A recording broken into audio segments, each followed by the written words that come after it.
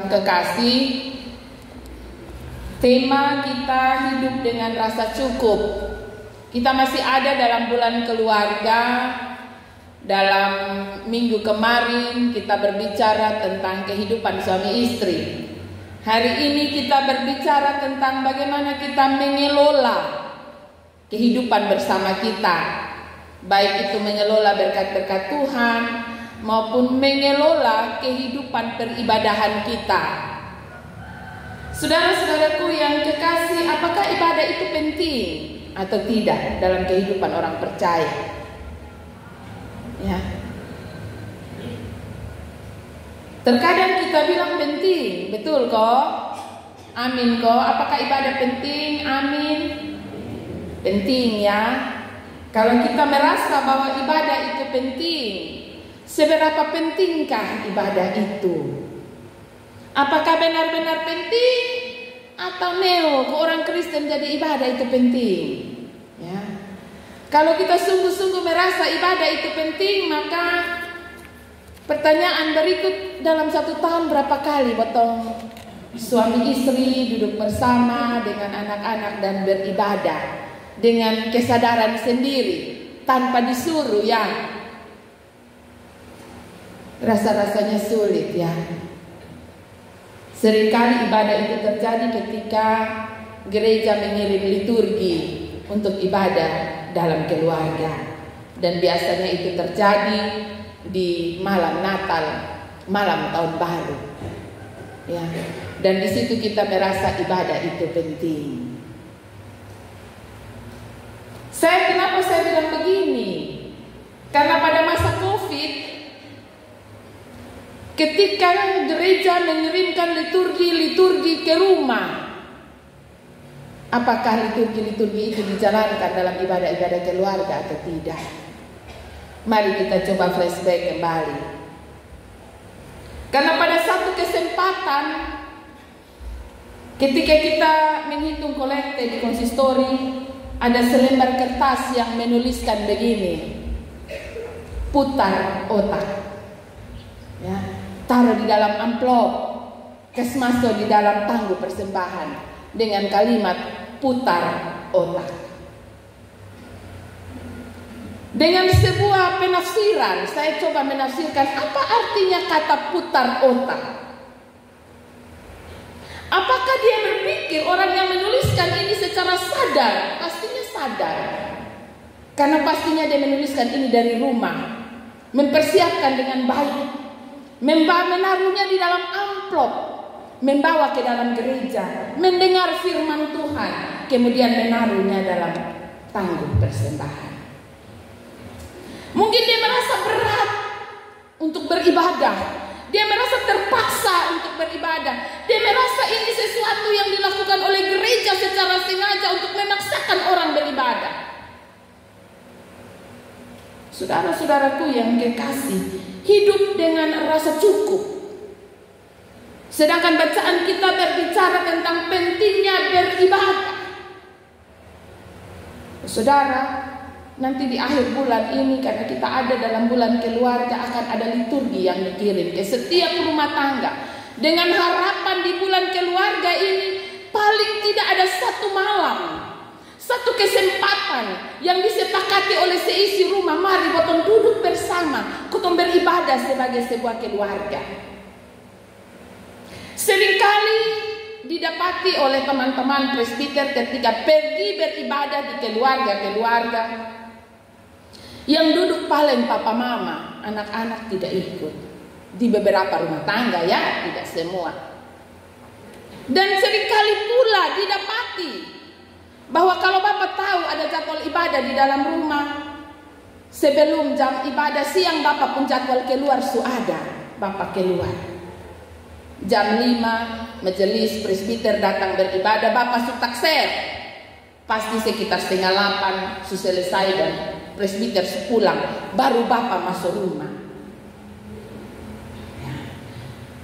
Saudara-saudaraku yang dikasih, contoh ini saya tidak tahu ya, di Getsemani pasti tidak ada. 3 tahun ini saya ada, tapi pasti tidak ada seperti itu. Tapi kemarin ketika kami berkala, Persoalan ini diangkat oleh salah satu teman pendeta.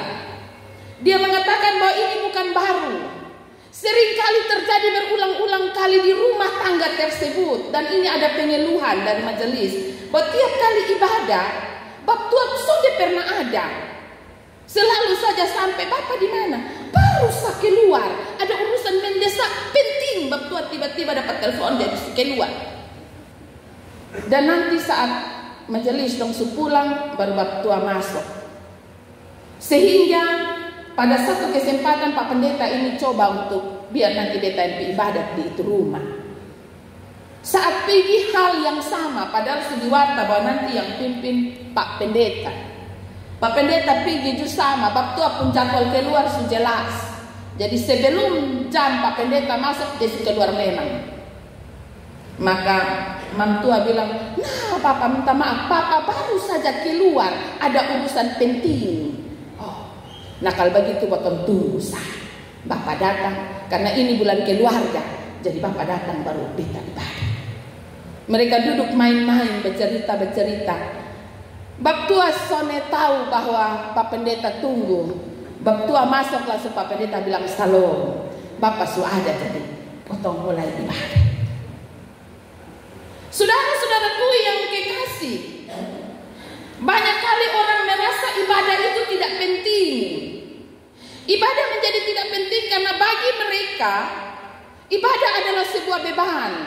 Mereka harus berkorban, korban waktu, korban hobi, ya. Kalau di jam ibadah itu ada hobi mereka untuk melakukan ini dan itu, pidudu bercerita kok, pidudu berkumpul kok, itu mereka sudah korban waktu.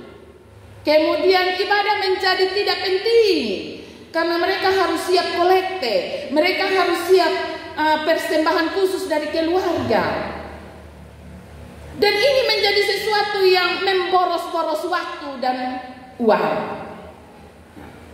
merugikan.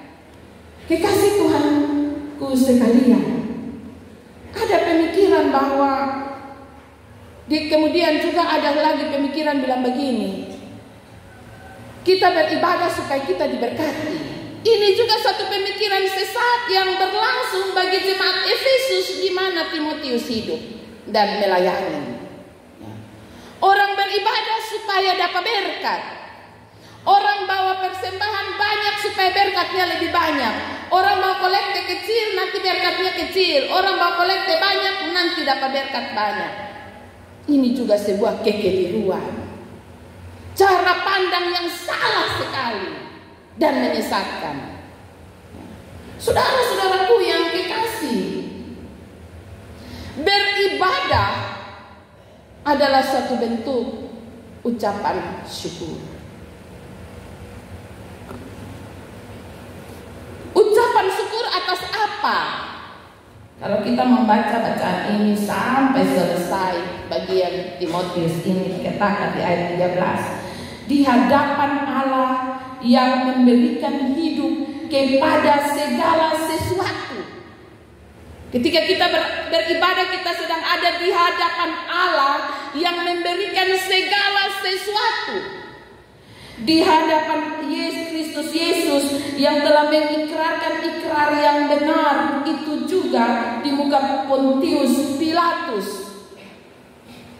Ketika kita beribadah, kita sedang berada di hadapan Allah dan di hadapan Kristus yang rela mati demi kita.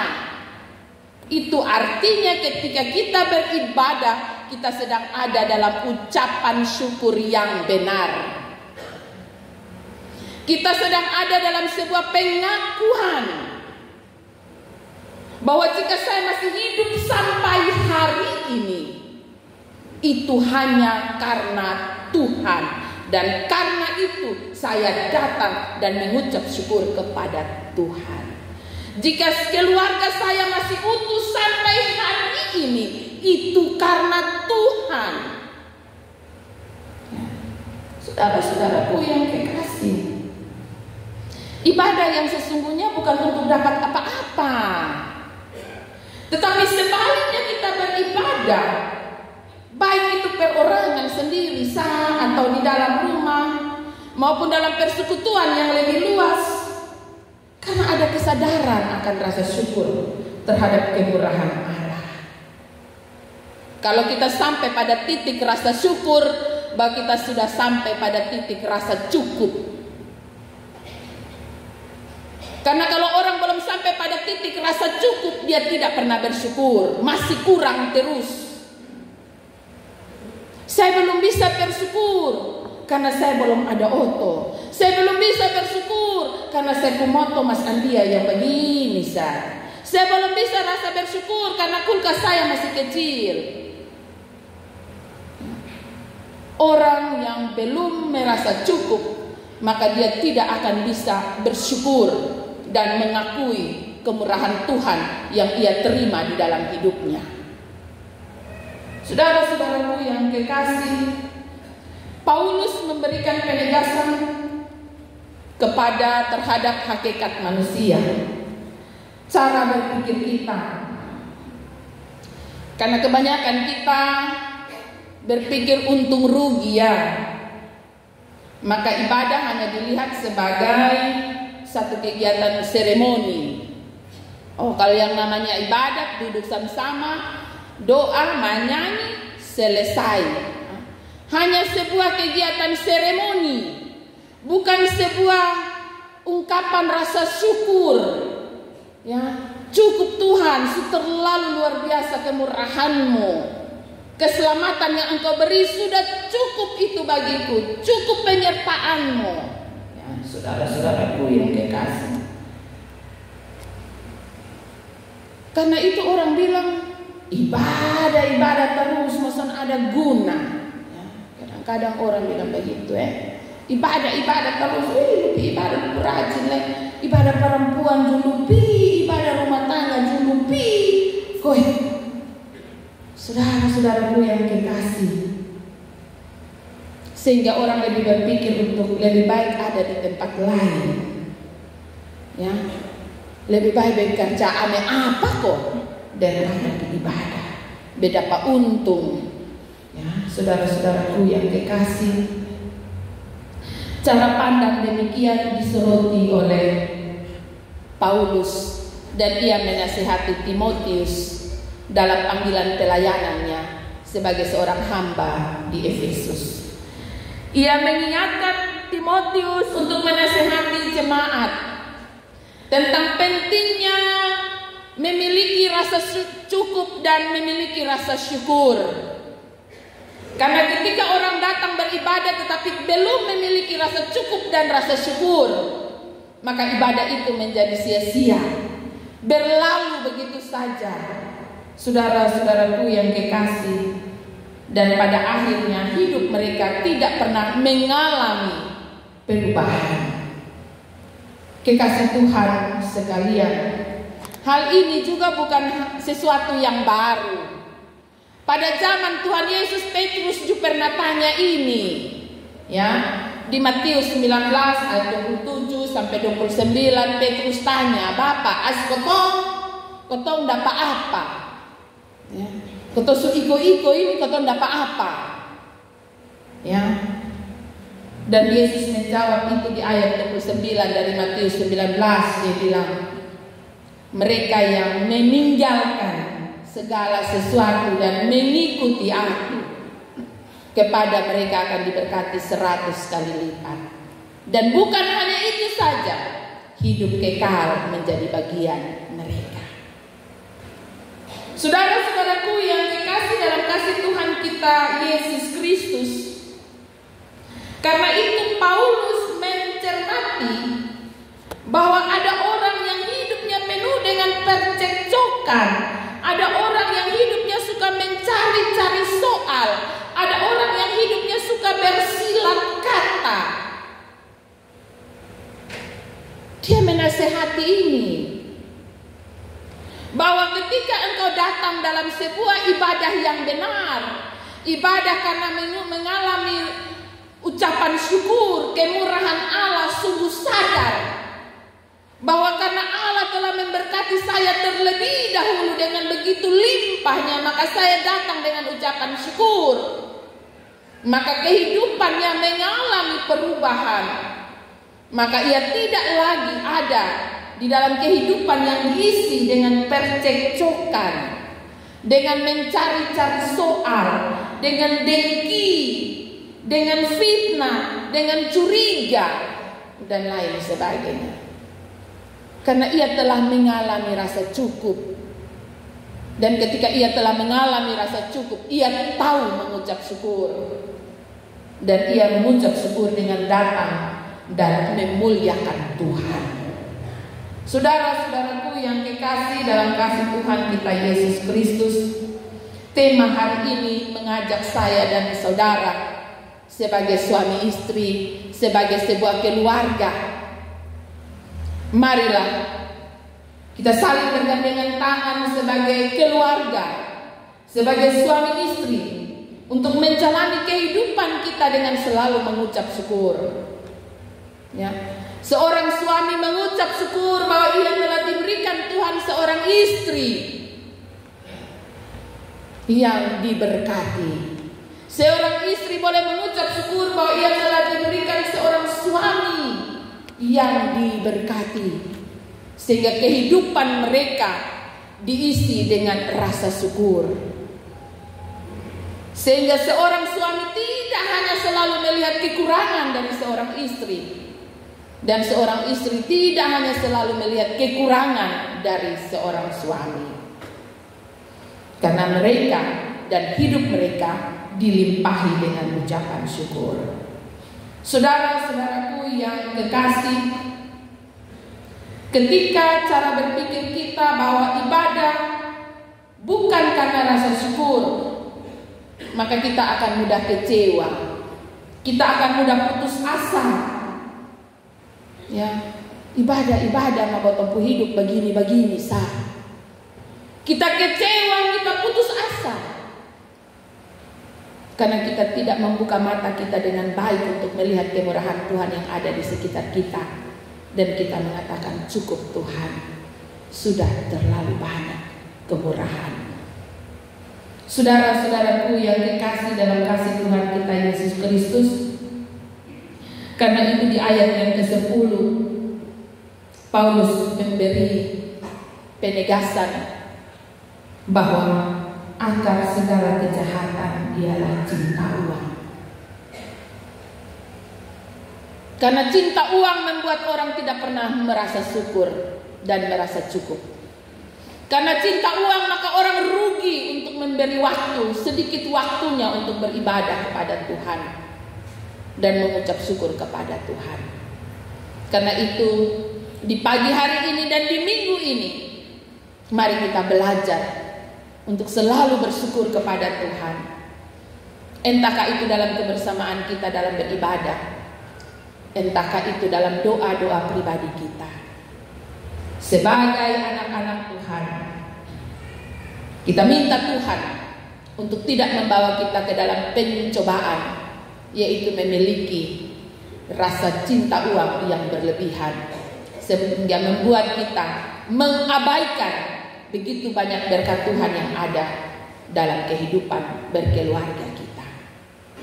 Kiranya Tuhan menolong saya, menolong kita semua untuk mampu melihat begitu banyak kemurahan dalam hidup ini. Entahkah itu napas kehidupan, entahkah itu semua yang ada di sekeliling kita, bahkan berkat-berkat material yang Tuhan terus anugerahkan bagi hidup kita. Kalau Injil Matius pasal 6 ayat 32-33 dia bilang, Bapamu di sorga tahu bahwa kamu membutuhkan semuanya itu. Tetapi carilah dahulu kerajaan Allah dan kebenarannya, maka semuanya akan ditambahkan kepadamu.